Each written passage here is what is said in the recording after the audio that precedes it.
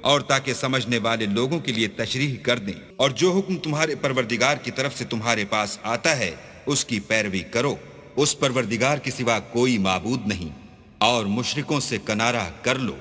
اور اگر اللہ چاہتا تو یہ لوگ شرک نہ کرتے، اور اے پیغمبر ہم نے تم کو ان پر نگہبان مقرر نہیں کیا اور نہ تم ان کے داروغہ ہو۔ اور جن لوگوں کو یہ مشرک اللہ کے سوا پکارتے ہیں ان کو برا نہ کہنا کہ یہ بھی کہیں اللہ کو بے ادبی سے بے سمجھے برا نہ کہہ بیٹھیں۔ اس طرح ہم نے ہر ایک فرقے کے اعمال ان کی نظروں میں اچھے کر دکھائے ہیں، پھر ان کو اپنے پروردگار کی طرف لوٹ کر جانا ہے، تب وہ ان کو بتائے گا کہ وہ کیا کیا کیا کرتے تھے۔ اور یہ لوگ اللہ کی سخت سخت قسمیں کھاتے ہیں کہ اگر ان کے پاس کوئی نشانی آئے تو وہ اس پر ضرور ایمان لے آئیں۔ کہہ دو کہ نشانیاں تو سب اللہ ہی کے پاس ہیں، اور مومنوں تمہیں کیا معلوم ہے یہ تو ایسے بدبخت ہیں کہ ان کے پاس نشانیاں آ بھی جائیں تب بھی ایمان نہ لائیں، اور ہم ان کے دلوں اور آنکھوں کو الٹ دیں گے، تو جیسے یہ اس قرآن پر پہلی دفعہ ایمان نہیں لائے ویسے پھر نہ لائیں گے،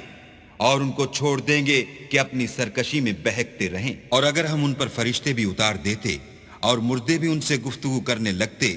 اور ہم سب چیزوں کو ان کے سامنے لاموجود بھی کر دیتے تو بھی یہ ایمان لانے والے نہ تھے، الا ماشاء اللہ۔ بات یہ ہے کہ یہ اکثر نادان ہیں۔ اور اسی طرح ہم نے شیطان سیرت انسانوں اور جنوں کو ہر پیغمبر کا دشمن بنا دیا تھا، وہ دھوکہ دینے کے لیے ایک دوسرے کے دل میں ملمہ کی باتیں ڈالتے رہتے تھے، اور اگر تمہارا پروردگار چاہتا تو وہ ایسا نہ کرتے، تو ان کو اور جو کچھ یہ افطرا کرتے ہیں اسے چھوڑ دو۔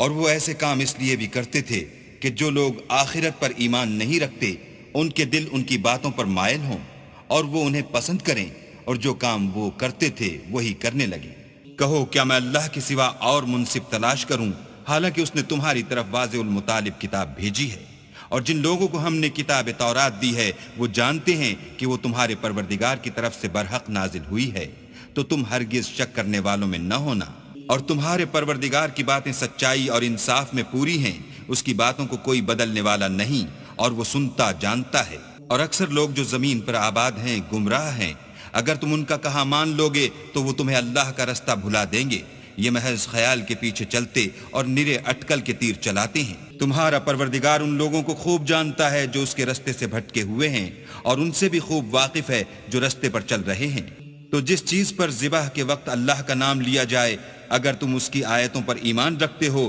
تو اسے کھا لیا کرو، اور سبب کیا ہے کہ جس چیز پر اللہ کا نام لیا جائے تم اسے نہ کھاؤ، حالانکہ جو چیزیں اس نے تمہارے لیے حرام ٹھہرا دی ہیں وہ ایک ایک کر کے بیان